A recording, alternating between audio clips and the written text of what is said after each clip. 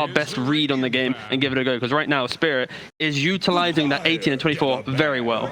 Yeah, let's see what's going to happen. It is time for Game 3 of this Grand Finals.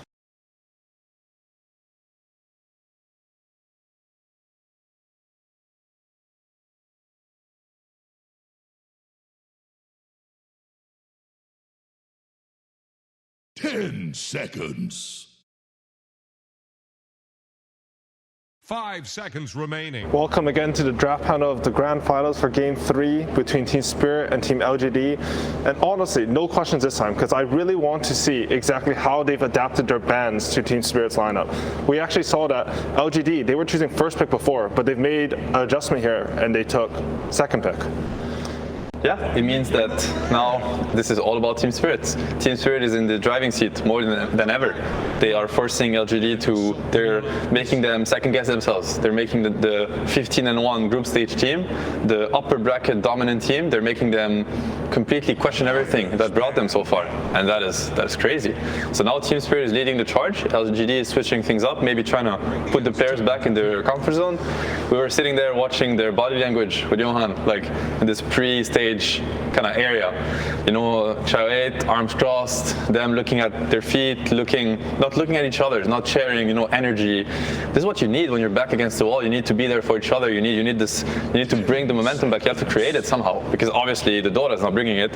And on the other side, you have Silent talking to them, and they're all looking at it, kind of drinking whatever word he's giving them, and they're uniting, you know, feeling, you know, bringing the uprising energy.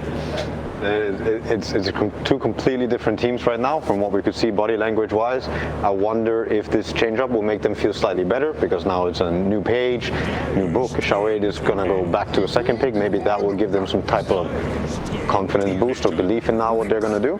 I do think that they need to play harder, play better. Team Spirit is showing up today, and LGD, they need to bring their A game every game. And we see, like, even though they lost last game, even though they're down 2-0, I think this might actually be a good sign for LGD. Yes. They're so confident, even against what Clap showed on the Magnus. I think this is the first time I've really seen people pick the right counters against Magnus. Finally. You need to deal with the skewer, right? It is finally coming up, and I also want to mention, like, this is the beauty of Dota. Magnus has dominated many patches. It has dominated many years for different reasons. It has been about Empower at times. It has been about RP at times. This Magnus is about skewer. It's about repositioning a hero in a way where the fight is so unfair for one team. Yep. But this skewer play is stoppable. It's stoppable by a Rubik Lift, probably one of the best tools in the game. Yule Scepter, you know, Lion Hack, like you Force Staff. There are ways to stop this skewer from happening. This Magnus doesn't buy BKB early in the game. He's playing with Force Staff, either lens, like, and you have to stop it. And I love the confidence from LGD in a way. You know, maybe retaliates, maybe somebody in that booth is telling them, hey, I know this Magnus looks strong, it looks unbeatable, it is beatable. Stop this skewer play. Now you end up with a Magnus stuck in the fight, cooldown skewer. He's just gonna die. No RP, the whole team fight goes away. And then the fight is absolutely terrible. Great way from LGD to counter it. It is abusable and they're going for it. I love it. That is confidence. Yeah, I think LGD, whatever it is that's going to take for them to really find themselves and play like LGD, they need to find it now. They don't have any more chances. You don't have another game to lose. This is going to be a good route, but I am still very worried for them and worried for what's going to go through their heads if they get into this game and it starts going south at any point. You want to win TI, you have to be the best. You have to be the greatest team of the season, or you know, at that point. And the greatest team has to be able to play Dota to their fullest, even down 0-2. And if they can't do that, then, you know, then it was Spirits win. So now is the cornerstone. This is definitely where the finals is going to be decided one way or another, or either it's going to be decided now or we're going to get another round of great Dota, which I'm hoping for. Like, I want to see 5 games, you know, but definitely if LGD is going to break, it's going to be now. Yeah, I mean, what a run though. I gotta give Spirit a lot of credit and Collapse a lot of credit for what we've seen so far. It's been insane, the stuff that they're doing, the stuff that they're pulling out. If you were to go replay analysis, Spirit before today, you could pick up something, but this is still a different team than yesterday. They are better, they are more confident, they're more free, and they are picking whatever they feel like picking and doing whatever they feel like doing. They're blossoming. It's beautiful to see. It's I think we've seen that the entire lower bracket run. I mean, there are teams like, oh, maybe it can beat this team. I mean, unfortunately, they eliminated you guys, but throughout every series, I think, as you said, like, they're bringing out better and better Dota, and all this momentum, like, it's come crashing into LGD. Like, they were by far, I think, the favorites of this tournament, but now they're down 0-2. I want to mention this Undying pick. So in my head, like, Magnus, he repositions the fight, so maybe Undying, he has troubles with that, but is it just like because of the Rubik lift, they're so confident stopping that, you can like anchor a fight with a tombstone, or like what do you guys think about the pick? It is possible. It's also a very good hero against Magnus on the lane. There's that too, and you also have to keep in mind they're playing second pick, so they have to kind of show cards. You probably better show an Undying card than another card. It's like strong laner, probably gonna allow Ame to pick out of a very wide pool of hero because he knows that his lane is secure no matter what. They also run out a lot on Faith Beyond. Yep. So that could be a possibility. True. Could be a possibility. Like the way I look at it, and I think strategy-wise, what could be very interesting from Team Spirit is like, okay, they get it. They're gonna try to stop this Q. But Magnus has been dominant for other reasons, as I mentioned. Maybe you can play an Empower strategy, where you can play like you can build up on top of this Magnus, get a hero to, the Mag Jogger, for instance. It's not as much about this cure than other things. You get this Jogger to a very strong moment. The Magnus can play without blinks. We've seen Magnus win games without blink dagger. You just build on top of, he goes Mac into blink. He can decide to go Mac into Greaves this game.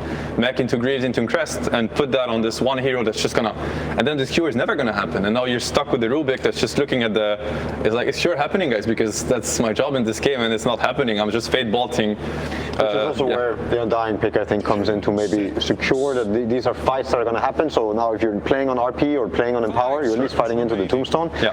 I get the pick, and also what you said, I think he suffers a lot from the Skewer play and the fight being repositioned. Already now, LGD are probably thinking about objectives together. They want, that's how you're going to enable this Tombstone, that's how you're going to enable your two heroes to kind of punish this Magnus. Makes a lot of sense.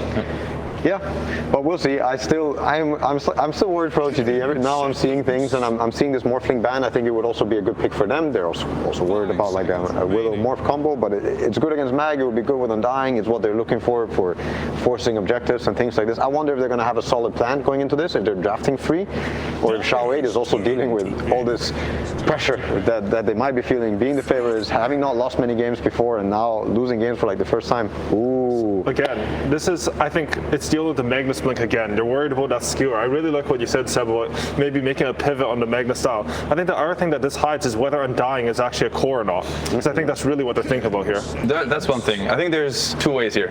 If Spirit can play Mag mid, I think it's very interesting this game. The Mag doesn't have to go into the Undying lane. Mag mid is Echo Saber Mag. He's just gonna blink, RP, kill. He doesn't cure back, and he is not gonna care as much about what's being built, and they get also to counterpick the Spectre greatly on the lane. It's a possibility, but they could also decide to double down. They go for the Mag PA. I mean, I think they're thinking about This dude's playing everything. Yeah, everything. And the PA shard versus Spectre, crazy. You don't scale into this. He will pop him in a second with Empower and with the shard. And I'm sure, Yatoro PA, for those that don't know Yatoro well enough, like, he is one of the greatest PA players ever. If you encounter him in a pub playing PA or watched him, this is his bread and butter. He's super comfortable. He played it here, I forget who was playing against him. He got Rampage in that game with PA already at TI. So I mean, he is playing everything. He's literally playing every hero he can. And I want to mention how LGD, I am scared for them. I want them to bounce back. I want to see more LGD Dota. I want to see game 4. I want to see game 5. But they have played so far Tiny on crack, Tiny Ogre, Tiny Mag. They have played ET, enabled ET that is also crushing the games. They have played Lycan. They have played these really powerful strategies. And so far, I don't see the multipliers here. I see the one Spectre, I see the one Undying, I see the one Bloodseeker, but I don't see the multipliers that LGD are so good at. They're creating these strategies and they're buffing them so much that it just breaks the game. I'm maybe missing it, but so far I don't see the game being broken from LGD side. So to me, Team Spirit has successfully pushed LGD out of their trademark this tournament. Yeah. I think Team Spirit's lineup also looks like it has a lot more potential. When you look at these fights and when you look at what's going on for LGD, tell me about what their gameplay is going to look like this game. How are they forcing a tower? How are they forcing a Roche? How are they forcing a fight this game? I don't like what's going on in the draft right now, where I already see that they're just addressing, oh, they pick PA, oh, we feel bad, oh, we need a Rupture to try and deal with it. It makes not a lot of sense with the Spectre. It makes not a lot of sense with this Undying and Rubik.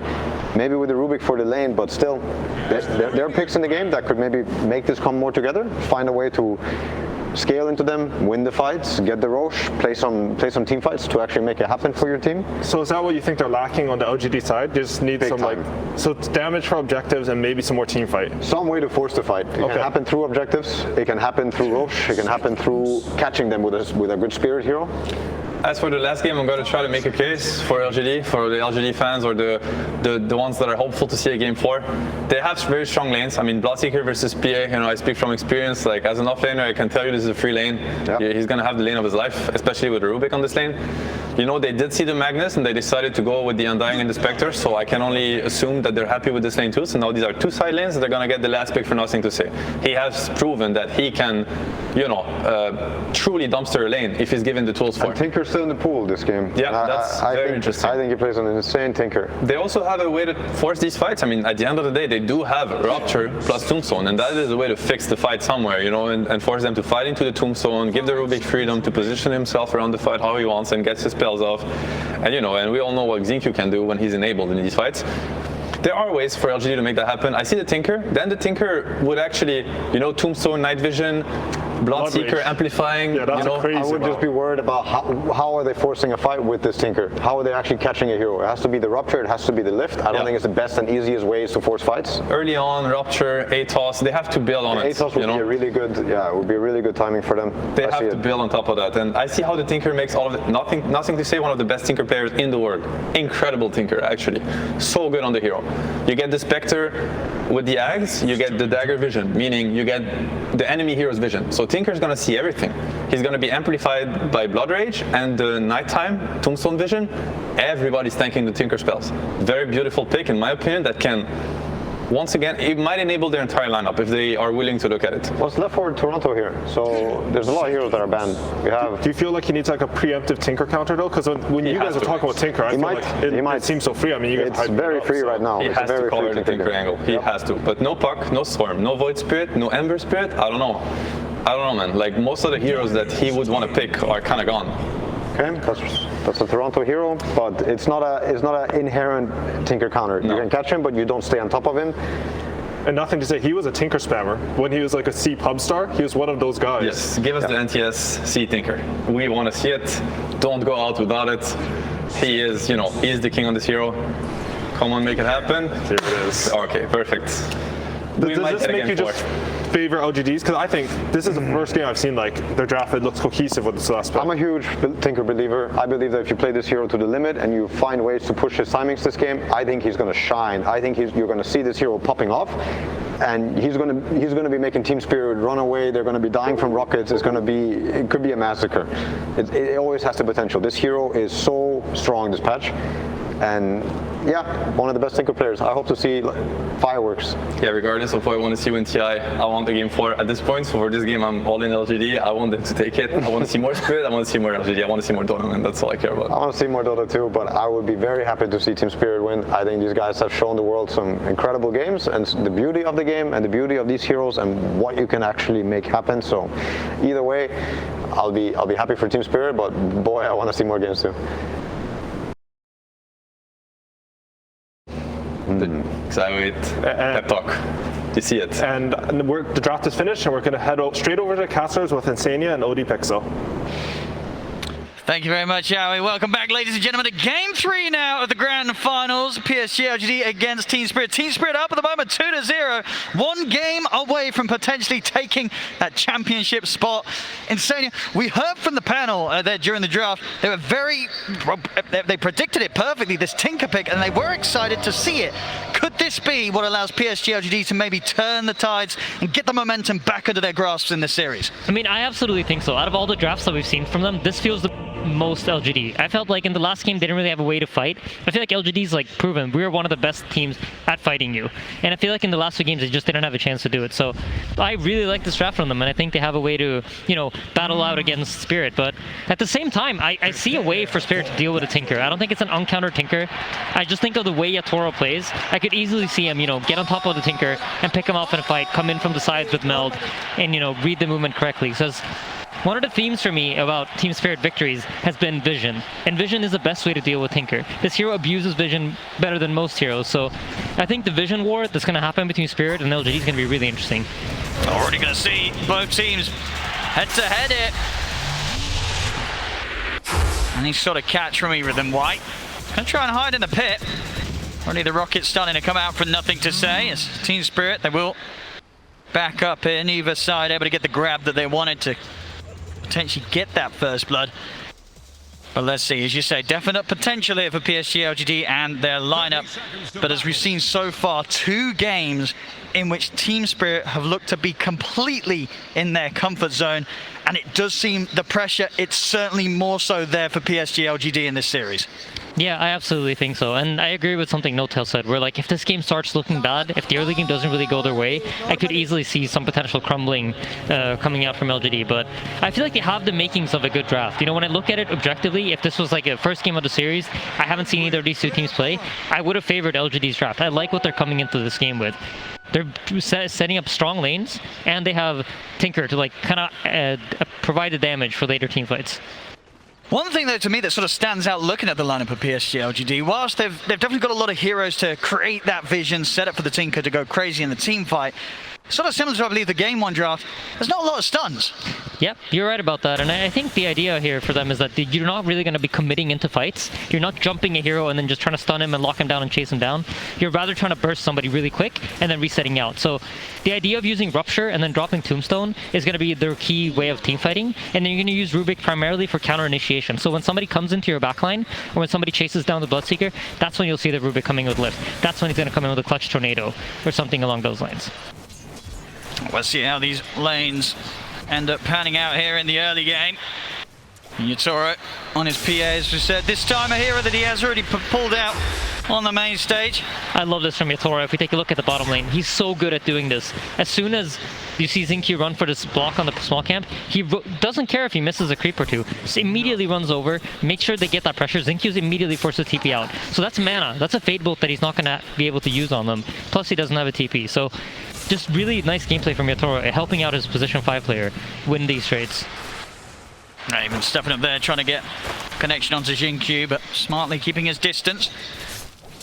We'll have to watch out when the level 2s are hit.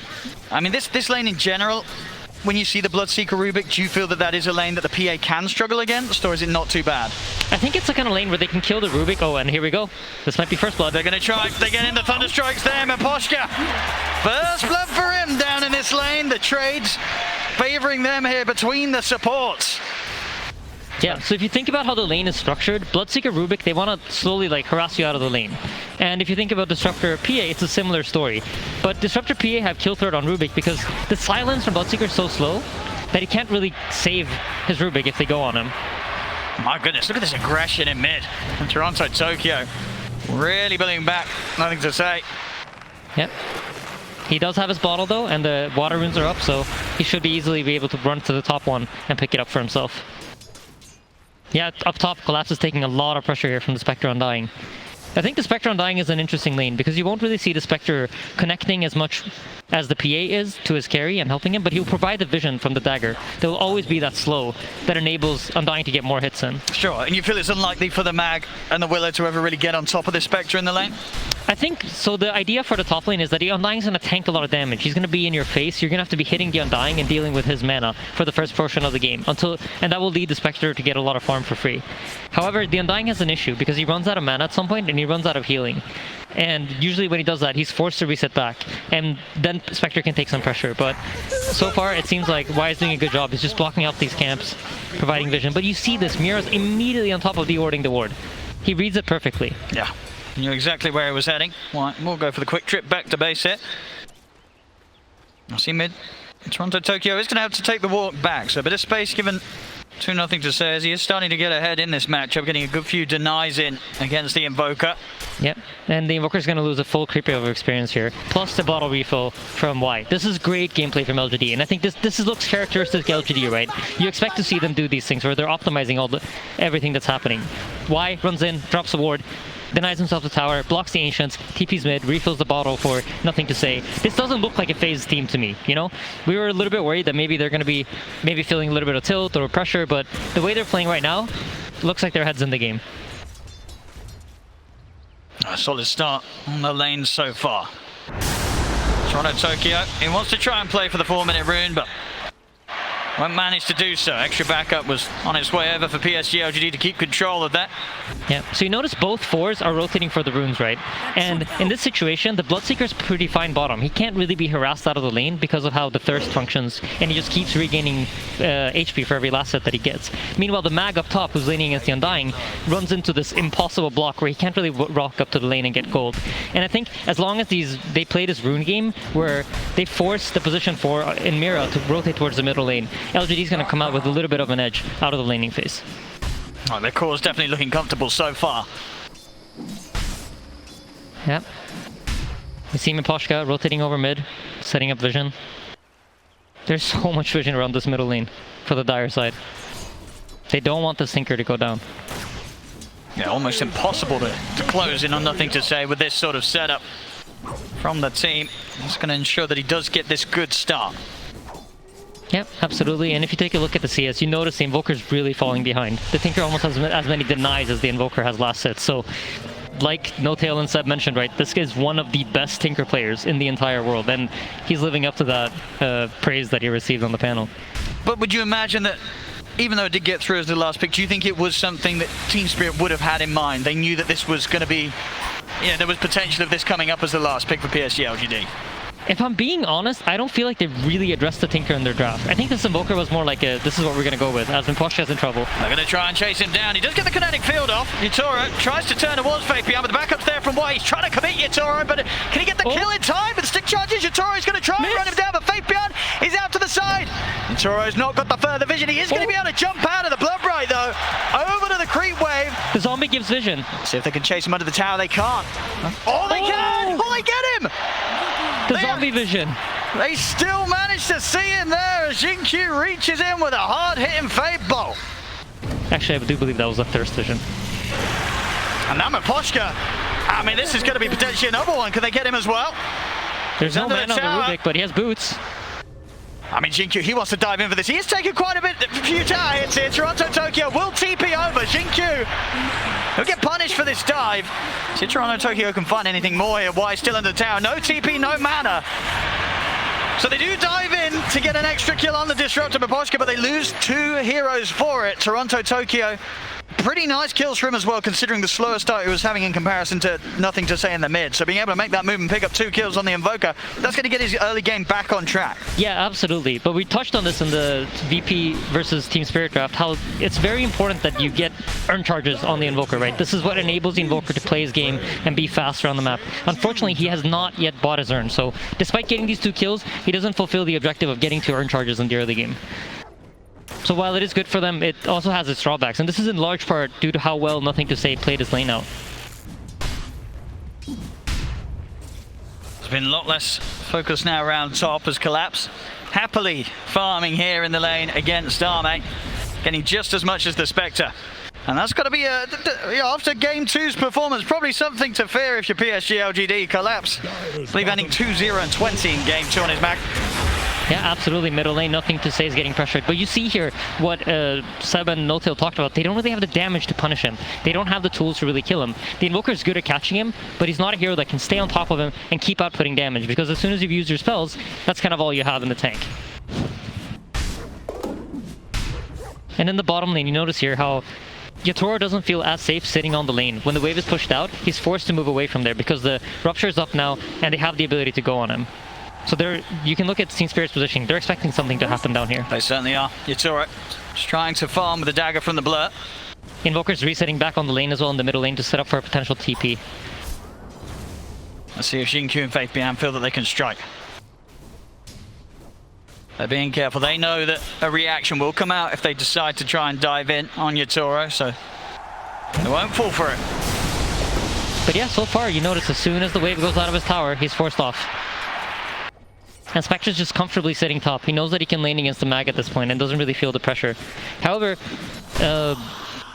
you know, despite all of this, Spirit does have a slight gold lead all around. Incredibly close though.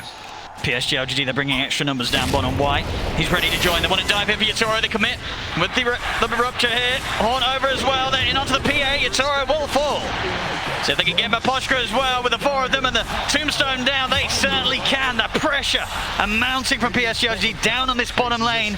They know that they can get in and get away with this, especially with the global backup of Arme. Yeah, absolutely. And this is one of the strengths of Undying in the early game, because once you place that tombstone, the enemy team doesn't really want to TP in. They couldn't really respond with their heroes the way they wanted to. Mirror started his TP, but immediately cancelled it, recognizing that, you know what, I can't TP into this tombstone. It's not going to be a good fight for me. See Collapse, trying to play around with Jinkyu. They do have further members coming up. Team Spirit off the back of those deaths down bottom. You know, Yatoro, he'll move himself up to the top half of the map to farm up here. Tier 1 tower will be lost. PSG LGD with an early objective. Is about to take the plunge. Yep, they're just evening out the map, swapping sides here. You see even a scan going out on the trees, making sure that nothing's here setting up. And one of the best ways to deal with Tinker is that you want to try to get these early towers, because Tinker abuses the towers on the map in order to fight. It provides him with safety, a place that he can TP to, come in and out, use all of his mana, go back to base, do it again. So it's important for Team Spirit to try to get the towers early, because once Tinker comes online, it's going to be very difficult for them to do it. Let's see what they look to head over next. Spirit staying together. I'll take some of the jungle away from PSG LGD. Yeah, so Tinker just finished up the blink. This is going to be their first timing to fight. You have Rupture up. Look for that Rupture into Tombstone combination once more, with a Tinker TPing in and dropping lasers and rockets. We'll have to be done without the Haunt. That's still out for about 80 seconds. It looks like they're playing it patient. They don't feel rushed to make this move yet. And this is another of the nice parts about Undying. Unlike most vibes, he has the ability to farm jungle camps quite easily, because he just drops a tombstone, and the tombstone deals damage over time and spawns all these zombies that allow him to farm these camps and get some extra gold. So he's closing in on a 6. And Yatoro, spaces here. Clearing up the stacks. Keeping his farm on par with that of Arme. Having an equally good time, of course, building straight into the stats right now. Falcon Blade into the S&Y, he has the buff up with the Empower. Yep.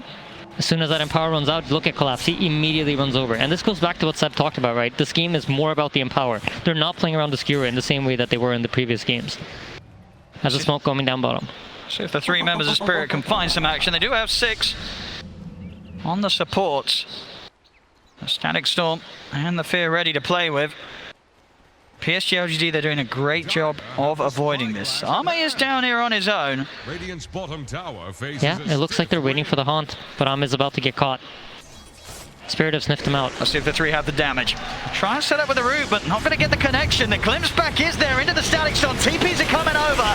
Arme, is he tanking up to live through the Static Storm? He's still alive, and in fact he's able to turn the Tornado, does catch him, but it isn't enough damage. Arme will live, and it will be Spirit that lose the 2 heroes off the back of that attempt. Yep, and in the meanwhile, you see, as always, Team Spirit really smart about their map movement. Yatoro moves into the enemy jungle, starts farming here. Tinker's forced to come top and defend the tower. And despite losing their 2 supports, they're applying the pressure. And whenever Tombstone's used, you're going to see LGD kind of wait up. So this is 40 seconds that they know Yatoro's most likely going to be allowed to farm pretty freely. And that's why he's up here in the top lane playing so aggressively. Collapse is the next target. Trying to chase Faith Beyond. Not going to get in range for the Rupture. Collapse into the trees, hard to find. They won't get the setup. About halfway towards his Blink Dagger Collapse. Yep, much better vision game this time around for LGD. Their wards are not getting dewarded the same way they were in the previous games. They actually have quite a lot of vision here to play with, and a lot more information than we've seen them have in the previous 2 games of the series. There's a calm start here once again, but very close. 13 minutes in, less than 1k in it. PSG LGD, despite the 2 rough games they've had so far against Spirit, seemingly regaining their control that's managed to drive them straight through the upper bracket into this grand finals. Let's see if they can keep it up. Bottom, Spirit. Start for a bit of a poke on to Y. Just the two of them is not enough to deal with the Undying. Not going to look to commit anything else here, Spirit. They know there's potentially backup behind the Undying. Yeah, and the Tinker's deciding to go for the Aghanim Scepter. The way this works is whenever he lasers someone, they lose a chunk of their maximum HP. So versus these type of heroes that Team Spirit has, he's going to be very, very quick at killing them all. Look at this quick move. Yatoro, he's in under Faith Beyond. They're looking to try and burst the Bloodseeker, but the counterplay comes in. Arme with the horn, looks to collapse, jumps over towards Yatoro. Yatoro trying for the TPO, he's away. But collapse, there'll be no escape for him. Yeah, just great presence here from LGD. Now they're the ones that are allowed to respond, and it seems like they understand now how Spirit's playing the pace of the map, and they understand what Spirit wants to do. They're going to make assumptions based on your movement, and it feels like LGD are getting a better and better read of it. And yeah, I think that's largely due to the fact that they're able to establish more vision on the map this time around. Yatoro, back to the farm. Wants to at least get his S and Y done before turning up to the fights. Oh, even with just that, the BKB may be something that he wants to hold back until he has as well. Tinker Laser will never be fun to play against as a PA when he's trying to focus targets. It's bottom lane. See another attempt with a static storm. This time round, do they have enough damage? They've got the catch onto Arme. He's trying to get away, but he will fall. This time round, Spirit, they'll get the big kill, but it has cost them both supports lives. We'll see Toronto Tokyo trying to escape, but they got any way to find him. There's one more sentry. He's into the trees. He's out for the There is a loop, that eclipse. Oh! Not quite able to get round the trees to get that set up as Toronto Tokyo makes it out of there. They lose two supports, they get the Spectre. You happy with that if you're Spirit? I think Spirit's okay with it. I think this is like, LGD recognize that our Tinker is so strong right now. There's no real counterplay. Even if the PA gets on top of him right now, the PA doesn't deal enough damage to burst them. So I think for LGD, you want to try to abuse this timing where your Tinker's very strong and he's outputting damage. And Ahmed dying once or twice here or there while he doesn't have Haunt isn't the worst for them as long as they get some sort of response in return. Back to the farming and 800 or so, the axe to be done on Arme. They are on track to hit a very good timing. And we've seen already the responses from PSG LGD each and every time Spirit try and make a move have been top tier.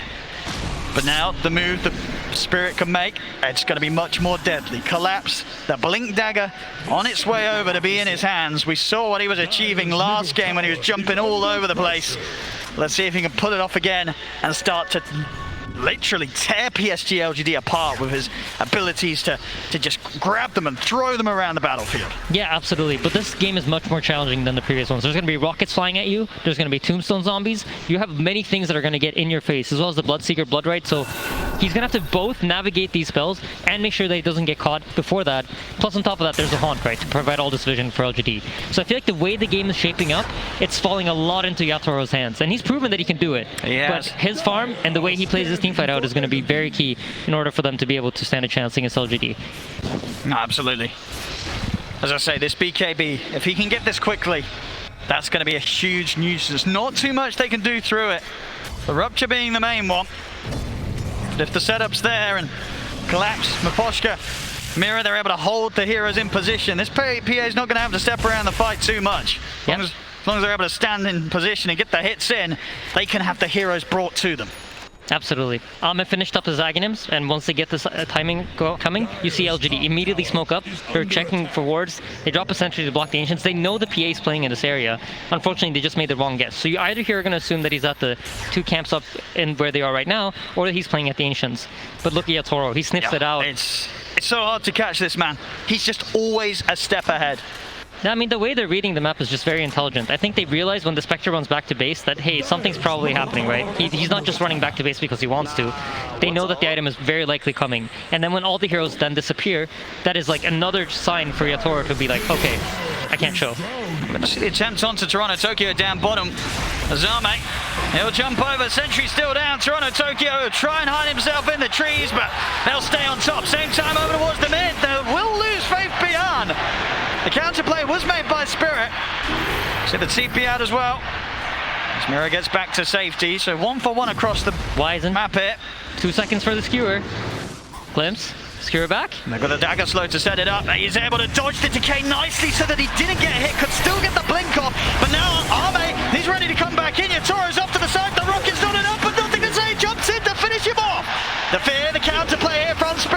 Nothing to say is caught underneath the tower. Have they got enough damage here from the Willow and the Magnus to start onto the two of them underneath the tower? Nothing to say. Surely going to go down. He will collapse. Skewer over into the trees. Collapse. He's still alive here. Can they quite find him? Wise coming back over. Steps into collapse. Finally, they burst in with a fade ball. But this battle underneath the tower, it's costing PSG LGD lives as well. The route down, catching the two, pushing them back into it with a deafening blast. Arme, he's going to turn back over towards Toronto Tokyo. He's going to jump in, close the gap onto the Invoker Mirror Maposh. Can they help him out? They cannot. Arme able to finish off Toronto Tokyo as well. That was beautiful. I love the way Nothing to Say played that team fight. He recognized that if this PA is dead, there's no damage coming out of the Spirit draft. So trading his life for PA is really what enabled this entire fight to happen. You'll see a lot of Tinker players just, you know, they're like, I'm not going to go in, I might die. But he recognized that my death is worth it if I can take the PA with me. Just beautifully executed there from LGD. Ame also, small thing in the fight, TP's back to base, heals up, uses Aghanim Scepter to jump back into the team fight and get those last couple of kills. And I mean, it's crazy. We're seeing, you know, the power of that Shadow Step. He's in and out consistently, that 30-second cooldown. Easily able to do it a couple of times in a team fight. Yep, Mira, nice play. Knows there's no stuns that can catch him here, so there's no skewer on the Rubik. He's not going to get caught during that. We have another big interesting item coming up. There's going to be the Holy Locket for the Undying, and once he has Soul Rip maxed out, okay, he already has Soul Rip maxed out, together with the Holy Locket, this healing is ridiculous. So basically the way it works is the more units there are, the more you're going to heal. And with Tombstone and the way it functions, you just spawn a bunch of extra units. So you're almost always going to get that maxed out heal. So any sort of healing tool, together with Spectre's Dispersion, just deals incredible amounts of damage in the team fights. I feel like LGD's draft is really coming together now. Yeah, absolutely. So in a way that we just haven't seen from them so far in this series. Mid lane, they're looking for the jumping onto Toronto Tokyo. We'll be able to turn with a quick tornado. The attention from PSG LGD will turn over towards Mira. Into the Shadow Realm though. They still want to dive this, dropping down the Tombstone, just full aggression from PSG LGD, diving past the tier 1 tower. The Rockets, they're coming in on Toronto Tokyo. He's got to get up and he can't, Arme! He's in straight on top of him. That's just beautiful. They're abusing these vision tools so nicely. You have the Tombstone, you have the Bloodseeker. There's so many ways to get vision in these team fights. I mean, this Arme Spectre's looking pretty spooky. He's picking up the kills, the involvement here. PSG LGD just fighting in a way that we haven't seen from them so far in this series. We'll see the jump forward onto Fabian. Underneath the tower, he'll be caught, but the heal comes out. He is trapped in the Static Soul, trying to run, but the Thunderstrike finishes him off. TP's coming in from Spirit. Why? Trying to dive in onto Yatoro. Another Soul Rip, healing Y up. He's going to stay on top of the PA, but the hits come out. Yatoro takes him down. He's able to get away. Oh, that was close. See if they can pick up Mira as well. They can. Nothing to say. In with the laser. And out he goes as well, picking up the action. 2K lead now for PSG LGD. They're starting to break down Spirit. Yep, they absolutely are, but a very, very important item is about to come into the game, and that is the PA BKB. He's 100 gold off of it, and he's going to have it in the next team fight. And the way this changes the game is the Tinker can no longer just laser the PA and force him to reset out. Yatoro's going to have 9 seconds where he decides what he wants to do. And if those 9 seconds get him the right kills, that's going to be everything they need in order to win the fight. And during that time, you know, Yatoro, where's he looking first? Is it sort of this Tinker? Does he have to just commit onto Nothing to Say to eliminate the threat from for the rest of his team? I mean, the ideal scenario, right, is that you kill the Tinker with the PA BKB, because the only thing really covering you against the Tinker is that BKB. Once that BKB runs out, you're going to see the Tinker lasering you, rocketing you, refreshing, laser rocket again. So the ideal scenario for him is he's allowed to meld and kind of hang around the fight as it breaks out, and then once the Tinker commits in, that's when he jumps. We've got a smoke coming in from PSG LGD. They are very ready to fight. Especially with Arme, he's heading back to base to reset. He's ready to Shadow Step in if he's needed. Tombstone on the high ground. Yeah, Collapse is just TPing out. Excellent kinetic field from Miposhka. Stops them from being able to chase in. Put a stop to the escape here from Spirit. Looks like Spirit might want to chase into this though, but they should recognize that Tombstone's been dropped on the high ground, and it might be a hard fight for them. I mean, Yatoro, he's going to commit with the BKB. Just goes to work straight away onto Y. He should be able to get this. Yeah, Y's dead for sure. The crit comes in. Y will fall. LGD are hanging around though. They recognize the importance of this BKB. Yeah, they've got a bit of a window now to maybe punish if Spirit stick around, but they won't. Back behind the tier 2 tower, Spirit will hold back.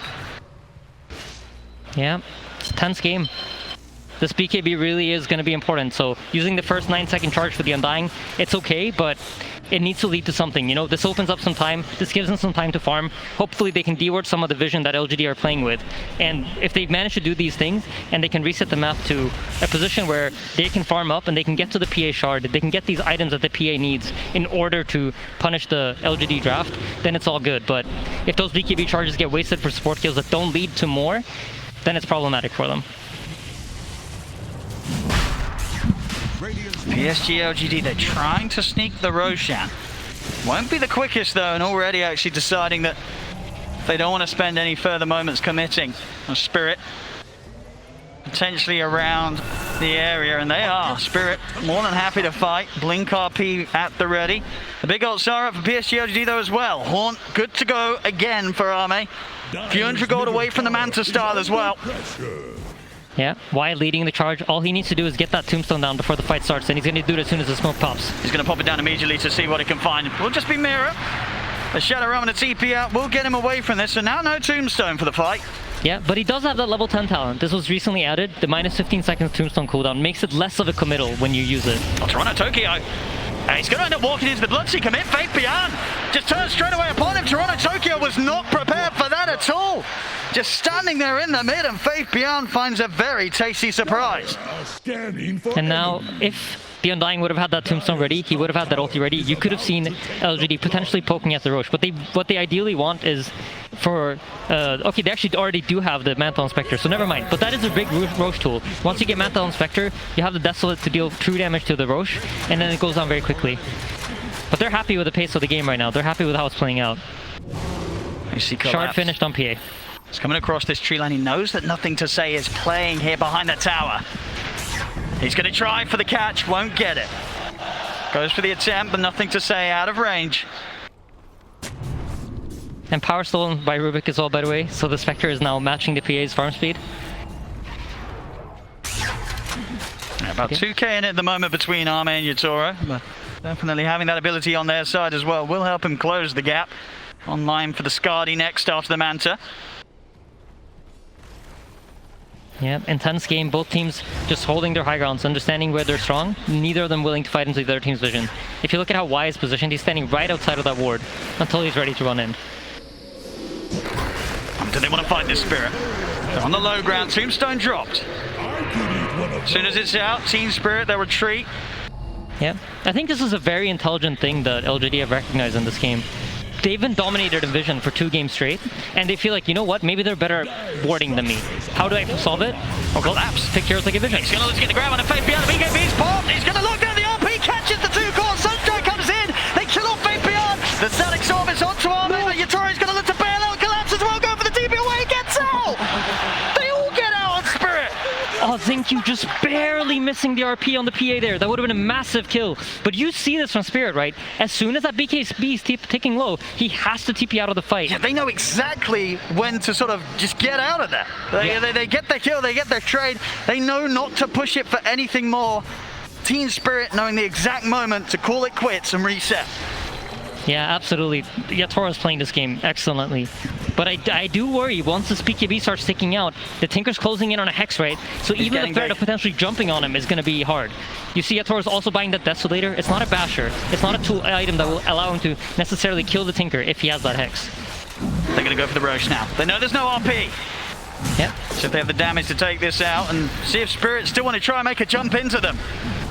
Yeah, so between the laser, the Mantle Spectre, the Undying damage amplification. Gonna get the fear, quite nicely timed. Roshan is very low. Is there any potential for a steal? Yeah, absolutely. Yatoro might go.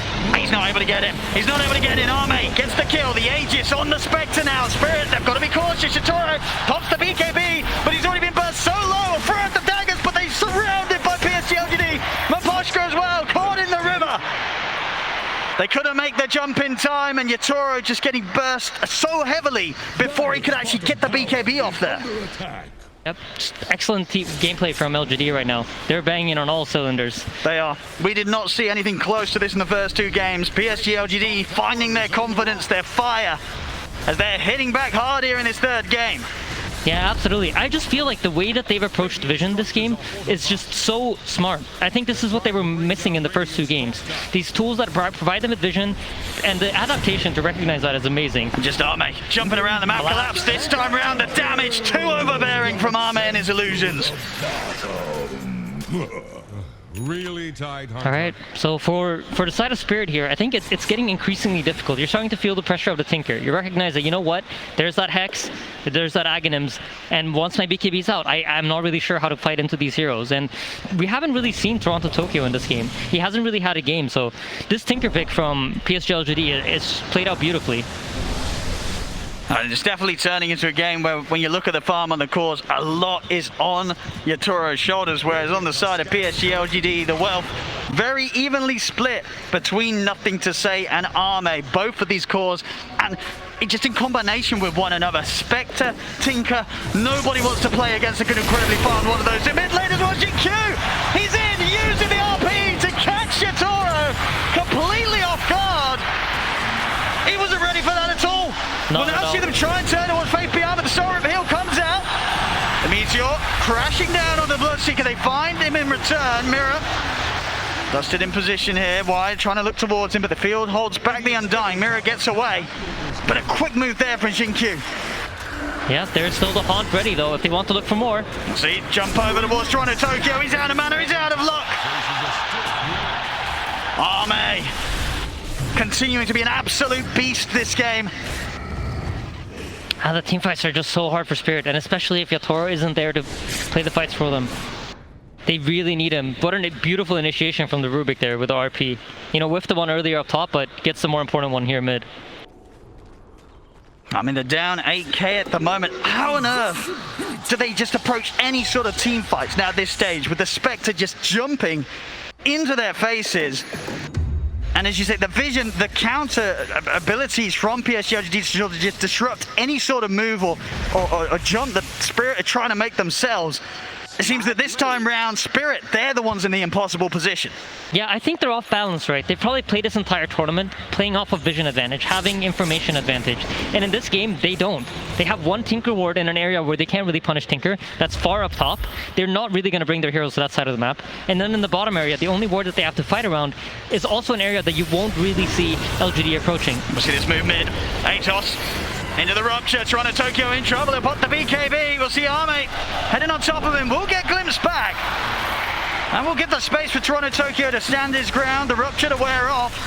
Looking for setup on the side. They get the catch onto one. Yatoro, he'll commit. Jumps in. Does get caught up by the Hex though. He's jumped in. BKB off in time though. Yatoro, he'll survive.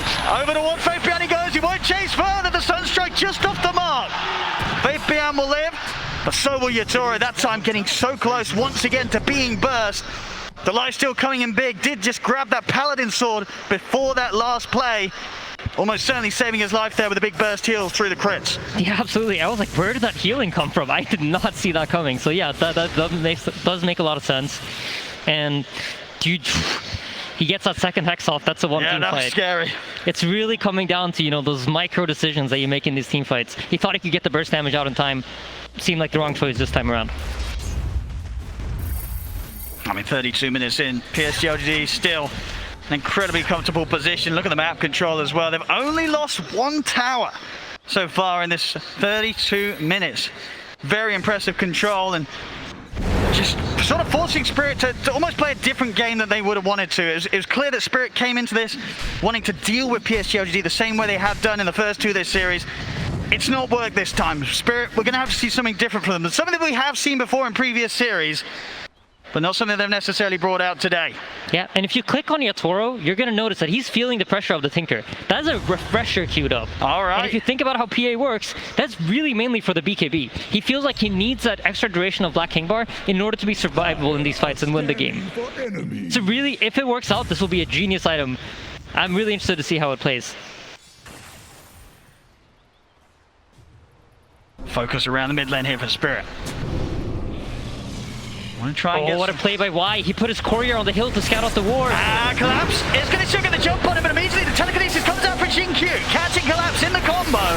Collapse will go over the TP out, but the Yules is there. Yatoro trying to get in with the BKB. He'll turn over towards Arme, but Arme just jumping all over the place. Yatoro has to go over the BKB TP out. Collapse himself. PSG LGD, they're looking to see if they can chase for more. Fabian trying to run down Toronto Tokyo. But the Invoker, just as speedy as himself, will manage to break away. What an unbelievable play by Y, though. He just put his courier on this hill, waiting for that ward to come out, recognizing that if they smoke, middle lane's where they're going to go. I know they're going for more. They're ready to try and get the jump in onto Yatoro, but Yatoro blinking straight over to the safety of Mira on the high ground. Means they won't get a further catch in. PSG LGD there now look to back off. Still 30 seconds without collapse. Yep, the pressure is on. We see nothing to say buying that Aeon disc. He was queuing up the BKB, recognizing though, the problem for me is not really the magic damage. It's potentially getting locked down by the PA and getting bursted. So Aeon disc will solve that problem for him.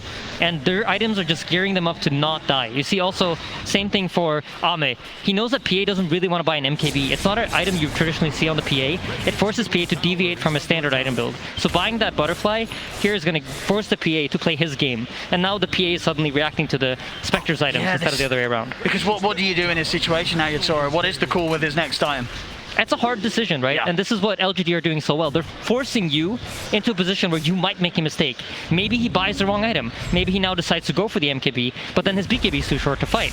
Or you're just making this problematic for Team Spirit. You want to make it as hard as possible for Yatoro to do what's right. He's even thinking about the Ags as well. A lot of options here for Yatoro. Yeah, a difficult choice. I don't know what the right one is. I will see if he does either. A very tough place to play from. Yeah. Down 13k. Both nothing to say, and Ame's power just continuing to grow. And we've talked about this a lot, but you know, Roshan's about to spawn. Heroes start moving over to the top side, secure that area. Y already has the ward down. Notices there are no heroes there. That means we know where Spirit are. An immediate smoke over. Collapse. Ooh. He's out with a blink. Same can't be said for Miposhka though. Disruptor will die. Mira and Yatoro, this is a bit of a spooky place to be. Yeah, they'll have a poke and an immediate TP out. They're not messing around. They know how quick PSG LGD is going to be with these responses. Collapse, he's on a cliff. Nothing to say, he's quite happy to join him. Not really quite sure what was going on there. Maybe he was attempting to D-ward while he saw the hero's bottom and saw the TPs on the tier 1 bot tower. But Roshan has spawned. Click on Y, he has everything ready. Tombstone ready, ulti ready.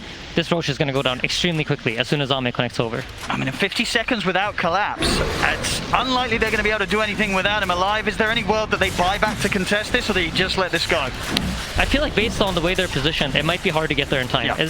So the buyback option probably is not there. It seems like Yatoro now has seen this Tinker buying the Aeon disc, so what does he do? He buys the appropriate item to response. He's going to go for the Nullifier. All right. So many choices, and Yatoro, he's got to make the right one. I think Team Spirit have recognized that as long as this Tinker's alive, there's no way that we're going to win the long fight. And we're going to constantly be forced to TP out as soon as Yatoro's BKB ends. And for our Team Spirit, I think the way that you need to fight here is you need to set it up in a way where you initiate, force the Tinker to show himself, and then have Yatoro go in. And at the same time, flip side for Team Spirit, for PSG LGD, you know that your 4-man is stronger. If both Yatoro and the Tinker stay out of the fight, you have the advantage. So just don't show nothing to say too early in a team fight. Allow your team to play the game 4v4, and then come in and beat the PA as soon as he commits.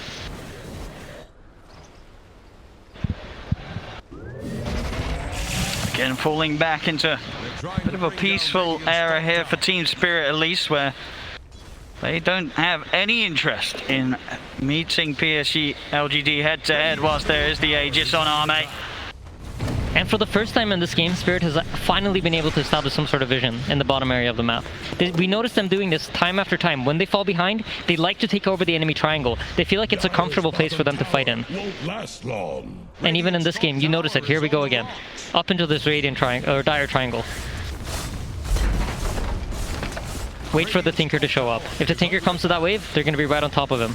But it seems like Nothing to Say has played plenty of Tinker games. He recognizes that this is the only way I might get caught. Yeah, he's got a lot under his belt here, Nothing to Say. As Ame, a quick jump over to the bottom lane, adding another kill to his scoreboard, 9, 1, and 15. Yeah, and interestingly enough, he's gone for the Haunt Illusion damage on 25. And we'll see it. An attempt of a play, Yatoro, he's going to get caught out by the bash. And he's got to get out of it, Yatoro, he'll go for the BKB TP out. The disarmament is there onto the Spectre, so no chance of a bash. Shitura will get out the same. Not to be said for Toronto Tokyo, though, as nothing to say has his number. I mean, nothing to say has really turned it up this game. I mean, I'm really impressed with his Tinker decision making. It's just very, very intelligent. Has not gotten caught a single time farming lanes, I think. And the way he teamfights is just beautiful. He knows what to wait for. He knows who to look for. This is a completely different PSG LGD. It really compared is. to the first 2 games. It really, really is. It's looking fantastic. This is the power that we've seen from PSG LGD in the series before, in this run in the upper bracket. And it's coming out just where it's needed the most. They were knocked down hard in the first 2 games, and I think a lot of people were definitely going to be interested to see if they could somehow regain that control. It's not an easy place to be in, as you said. For them, the pressure incredibly high in this. They will not accept anything less than first place. Yeah, absolutely. We have another fight brewing. This is the only side of the map that Spirit has wards on. So Spirit are not willing to take this team fight into LGD. I'm really curious what fight they're going to look for. This is the one, I think. Can't go on Ame though. The Aegis protects him. 2 minutes still with that safety on the Spectre.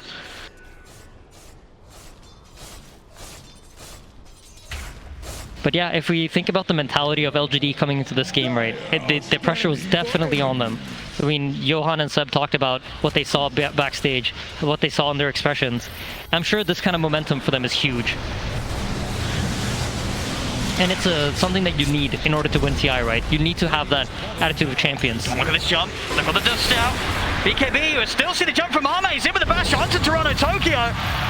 Let's push back with the deafening blast, but they're in with the grab. Nothing to say. He's in with the nukes. He's playing with so much confidence on this Tinker. I was talking about how he needs to wait out for the PA, but he recognizes, you know what, there's no way to PA his bottom here, and just full commits into their base. I mean, he's level 26 on this Tinker right now.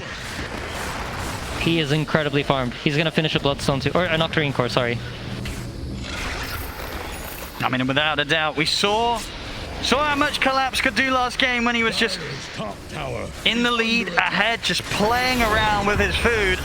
He's got to make some big moves here from the defensive position as he is losing teammates around him to the consistent dives from PSG LGD. He'll try and get the grab hit onto Ame. It's not going to happen. Forced back to the fountain. As PSG LGD, they've got all the space in the world to push in onto the tier 3. Can Team Spirit get them out of here? There's no buyback on Toronto Tokyo, still down for 30 seconds. And without Mirror as well, they'll have to, by the looks of it, at least let one set of racks go down here. There's no defense to be had quite yet for Spirit. That's so hard to fight into this Tombstone. You saw Yator kind of thinking about it. He was looking for that potential wraparound, but recognizing that, you know what, my team won't be able to support me. Even if I can catch the Tinker in the backlines, I don't have the power to kill him on my own. Oh, look how much money he's got. 6k gold in the bank here. Nothing to say. He can really start picking up whatever he wants now. Just filling up those inventory slots. Yeah, absolutely. Finishes up that Octarine Core. Just wants that mana pool. Ooh. I'll have a momentary pause here. 15 to 30. 24,000 net worth lead for PSG LGD. The numbers looking very good for them right now. I have a hard time. I'm trying to think of scenarios for Spirit. It feels difficult to find a way to do it. But I really like this choice from Yatoro. I think this refresher could be genius. It could just be the thing that they need.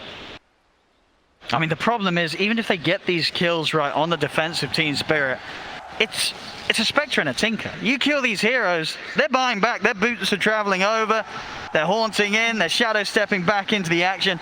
Killing them once is not going to be enough. PSG LGD will use the opportunity to get in and destroy you, even if they lose a core at the start. Yeah, absolutely. I mean, you're totally right about that, Owen, and that is why they are so far ahead, right? They have all these options, they have all of these tools, but if anything could potentially catch them off guard, I mean, PA refresher, when have you seen that? I think once that BKB runs out, expect Nothing to Say to blink in to be ready to hex. And if he gets that refresher off, if Nothing to Say didn't click on a PA, that could mean his death. I mean, it would be quite something if this build does have the impact possible. But will it be enough? It seems like a pretty big ask here when they're as down as much as they are in this game 3. Let me tell you, as a player in this position, these kind of pauses, it's the worst thing that could possibly happen. It throws you off your momentum. Well, for who? The team that's ahead or behind? I mean, I'd say for both. I think it's really sad for both sides. I wouldn't say it's like, oh, Spirit's getting an advantage, but when you are playing like the pressure, you're playing the way LGD are, your mind is so zoned in into thinking, what are they doing now? Where are they moving next? How far could they have potentially gotten in the time that it's gone from me last seeing them on the map? And all of these small micro senses that you have where, like, let's say Yatoro shows on the top lane and then 15 seconds passes, you know where Yatoro approximately could be because you know how fast the hero moves. Everything like that, it's thrown off by this kind of pause. And that's why usually, if you think about it, after pauses in pro games, you see somebody getting picked off or somebody making the wrong judgment call. And it's because this like micro senses that you're used to playing off of gets thrown off. Especially in a game such high stakes here as the grand finals, the International 10. Spirit, as you can see, up 2-0 right now in this best of 5. But as this game 3 goes, looks like PSG LGD will be able to stop the potential of a 3-0 clean sweep here for Spirit. I just really hope there's no initiation in the next 30 seconds after this pause, because that would really suck for both sides. Here we go. Ready to get the action back on its way, ladies and gentlemen. I can feel my heart pounding with that unpause there. You know how the players are feeling. Yeah, absolutely.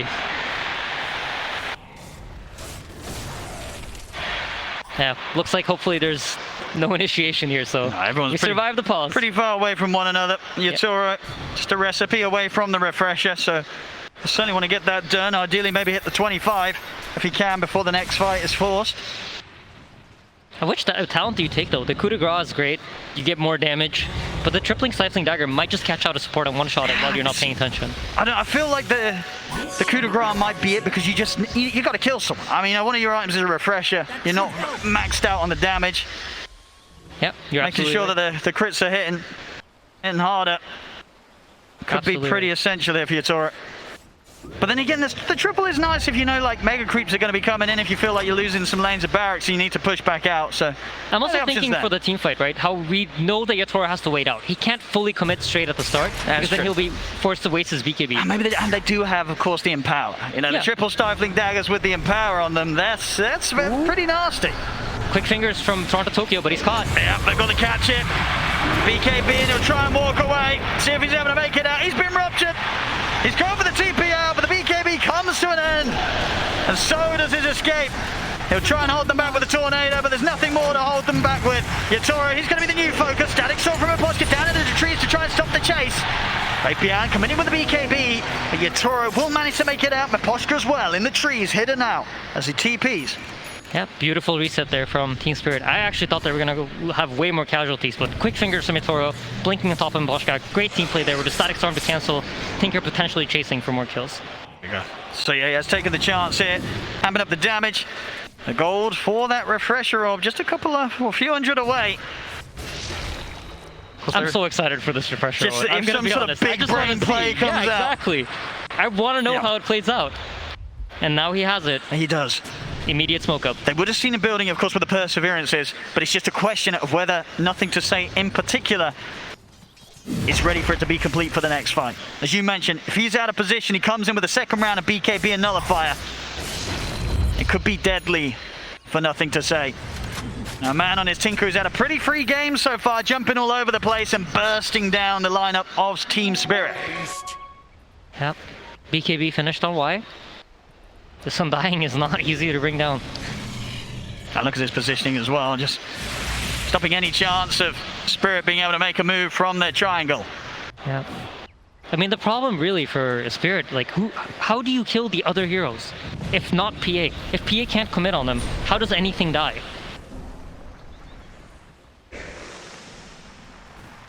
Of course, PSG LGD there. They're going to be feeling very comfortable. Nothing to Say in Arme, more than happy to farm up sort of their 6th item. Looking for the Orchid into the Bloodthorn here for Arme. Nothing to Say. Getting close to having the comfort of the overwhelming blink, maybe even holding on for his buyback as well. Yatoro? He's caught. He has been caught here. He needs help and he needs it now. The BKB comes out. He has been ruptured though. Not much that he can do. And Arme, he's in with the illusion, surrounds him. No way for Yatoro to get out. And of course he did spend up on the refresher, so 100 seconds, no buyback on the PA. Yep, LGD firing back strong. What a catch from Faith Beyond. And man, I feel like it just all ties back to the vision. This game, PSG LGD had vision. They were playing on even terms for most of the game. And oh, Collapse, he tries to make the move, but the counter's there. Xingqiu with an instant lift holds him in his tracks as it's another core out of the game. Collapse and Yatoro, no way of returning for this defense. Skewer back on Mira. They get the grab. Mira also to be blown up outside of the base. 3 dead on Spirit. PSG LGD, they're up to their axe. That's gotta be so satisfying for Xingqiu. Oh yeah. Collapse with that mag, just constantly skewering them back. And now finally he gets to do it himself. Yeah, Collapse giving Xingqiu the respect as well there. With the words of Purge in the tip.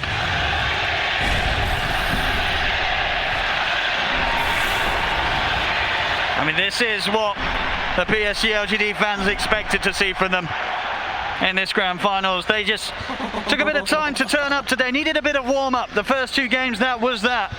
But this game 3, full power here, even just into the base. Arme just killing off poor old Maposhka. And LGD are playing with such confidence.